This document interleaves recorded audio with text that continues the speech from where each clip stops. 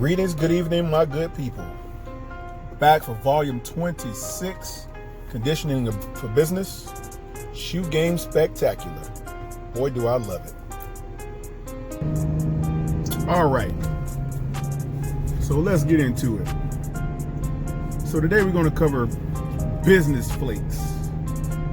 Almost like corn flakes, but business flakes. People that flake on you in business, meaning entities out there who you may associate yourself with, formulate a contractual obligation with, someone that you may be working through, and for whatever reason you have this consortium of people out there that will just come to the table and waste a lot of time. I don't know, some of the times you find that these people will engage in contract with you or engage in communications with you about a contract, but then you find out later on that there is no real capability. And then they just get missing. Poof. It's like they disappear in the thin air. They will tell you all the wonderful things in the world that you want to hear in terms of you getting business done, or them tantalizing you with the approach that your business will get done, and that what they have is the best thing since sliced bread or whatever have you. And you will often engage them with the mental thought process that things are going to go smooth, but for whatever reason, once the transactions reach a certain plateau, for whatever reason, a lot of the things just go stagnant. It just stalls out. And what I've begun to find is when that actually happens, it's generally because the entity who has presented you with an opportunity, there's always something there that they're not telling you. Just for all you guys out there that are doing business, remember, there's always something that's not being stated to you. Okay, so if you're ever looking at a transaction, considering moving forward with it and processing it, getting it done, just remember that there's always something that lies beneath the surface that you don't have the ability to get to right off. Now you will eventually have the ability to get to this stuff. It takes time though. You're going to have to do some digging. But when a transaction is presented to you, the first thing you always want to remember is it's not always what it seems, at least on the surface when they bring it to you. Always know that there's something behind the transaction that's keeping it from going to a certain degree. So it's always something like, the entity that brought you the transaction, maybe they didn't have the authority to sign off on something or send you something or present something to you. But for whatever reason, these people think it's okay to engage you and lead you down this dark path of nothing or nowhereness, ultimately to find out that the transaction didn't exist the way they said it did, or it didn't exist the way they thought it did, or it's always some stupid excuse from these people. So the way to combat this is what I've found is, instead of just accepting any transaction that comes to you just because it sounds good or because it looks good, and that's generally what a lot of people do, they'll take a transaction because it sounds good on the surface, looks good on the surface, the documents are all normally in order or something like that, and then you'll take upon yourself to engage in the transaction, not doing the full due diligence that it requires in order to determine exactly where this deal stands, who's who, what's what, where's where. And you'll start to uncover and unpeel the onion, and things will slowly become clear. But that comes with an experienced person that's been doing business for quite some time, and entities that understand how to differentiate between comment statements, facts, fiction, and documents, and frivolous paperwork. So what you're going to need to do when presenting with an opportunity that looks good on the surface, you have to begin by asking the hard questions. The first thing that I do, I want to speak to the entity who makes a decision on the other side, because I love brokers. I love people that stand in the middle and intermediaries or interceders or whatever you want to call them. These people are okay as long as you have people that understand how to do the business and understand what they need to be doing to successfully close. I'm good with that. But it's often the entities who don't have the ability to do what they're trying to do, or don't have the authority to do what they're trying to do. Then things start going a little weird. They'll start drafting fee agreements and things like that on that side of the table before communicating with the side that actually has the money. That's a big no-no. And these guys will usually try to slide it in like one of those slider pitches at a Red Sox game or something. They'll just try to whip one in on you if you're not very careful, if you're not very skilled, if you don't have the experience. they'll pull a fast one on you. I mean, I've seen it happen.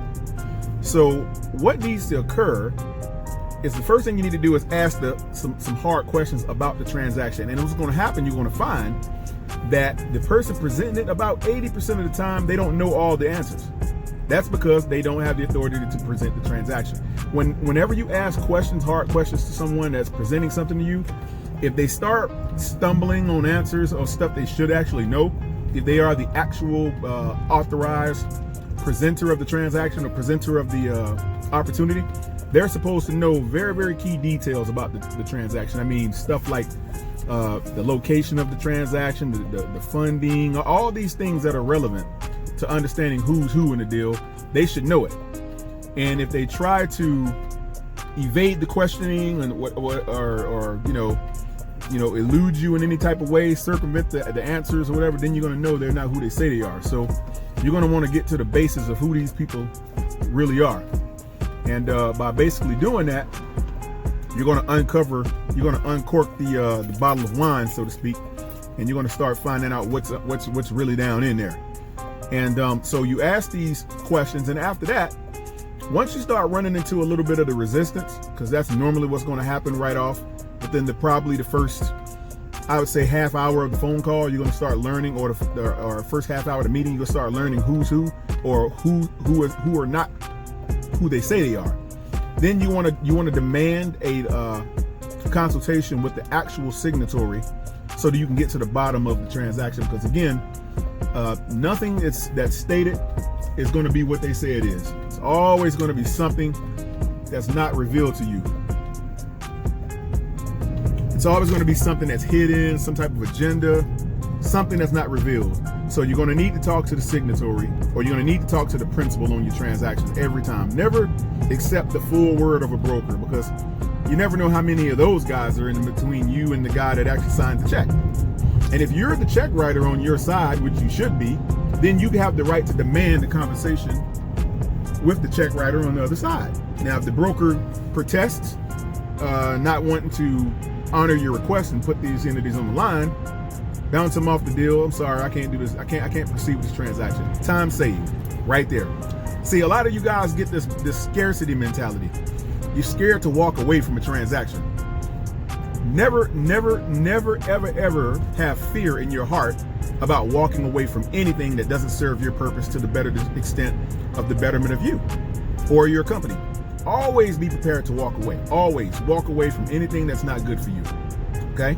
So I would say if someone is not wanting to, if it's clearly been identified that they're not the proper party and they're not acting in prior persona, you need to get to the person that has that authority, and you need to get them to start reviewing or revealing the information on the person who has the signatory authority and control. Get them on a call. Okay? If they protest, walk away. Done deal.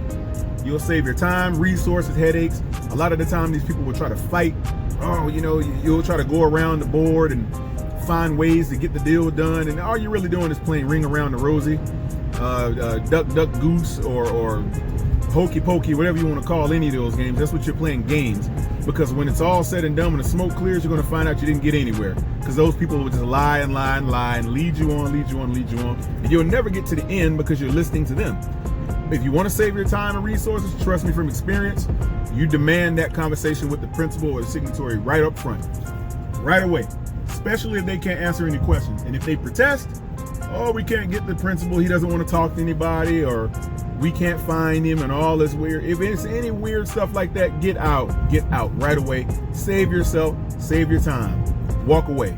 Those transactions aren't worth the paper they're written on. Anytime a broker will protest from bringing the principal on, it's generally because they don't have the authority to do the deal, they don't know the principal, or they just don't have anything when it comes to that deal in the first place. It's usually a waste of time.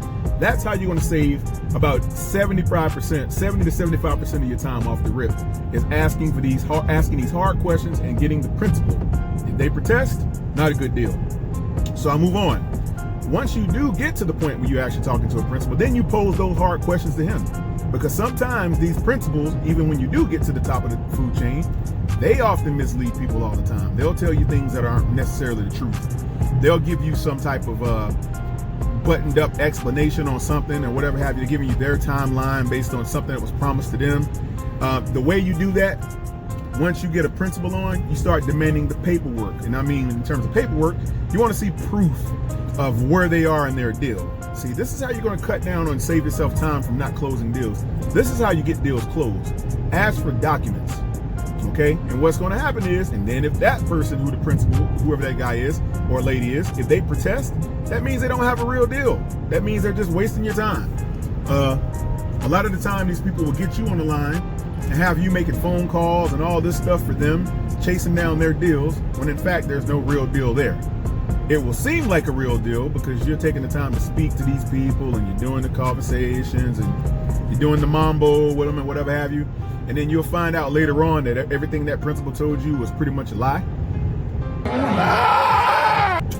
Happens all the time. Anyway, so you want to make certain that the people who are passing these documents or whatever to you, make sure they're real and make sure they're solid. Do your due diligence on the paperwork.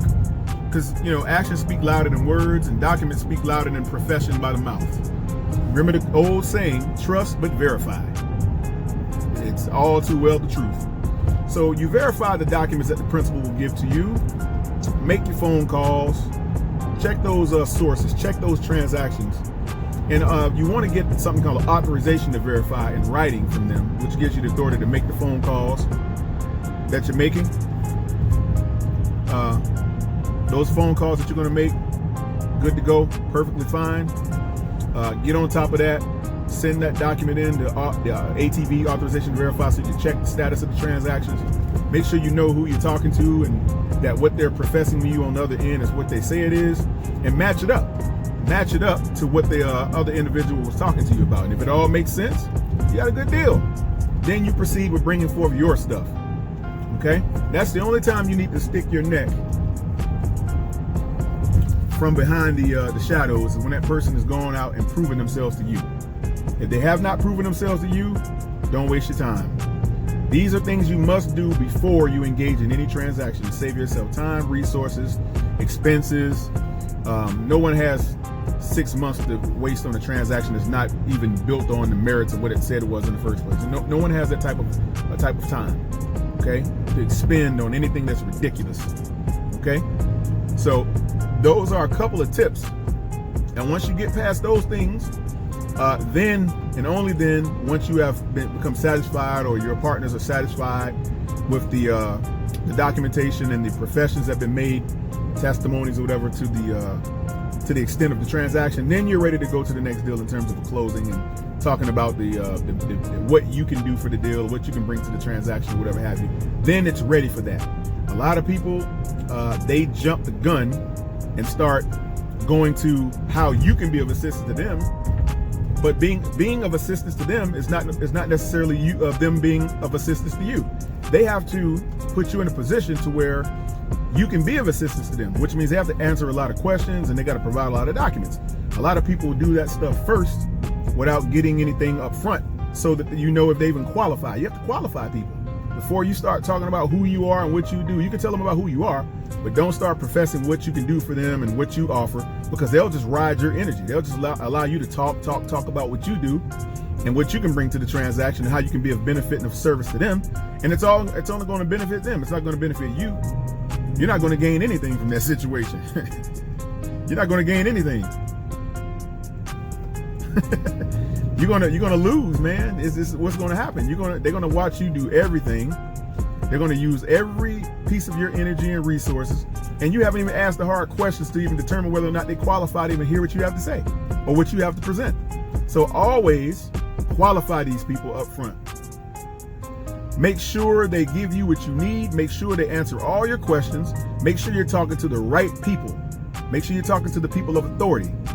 Then and only then will you start presenting your paperwork, your documents, everything that you have to help them, once you're satisfied that they can help you. Simple as that. All right? So that's all I got for you today, my good people. Again, Conditioning for Business, Drive Time Edition, Volume 25 or 26. You get the picture. So from there, we move on. Look forward to wonderful establishments and hearing from you guys. Thank you very much for listening. Like, share, subscribe. Good looking. Peace.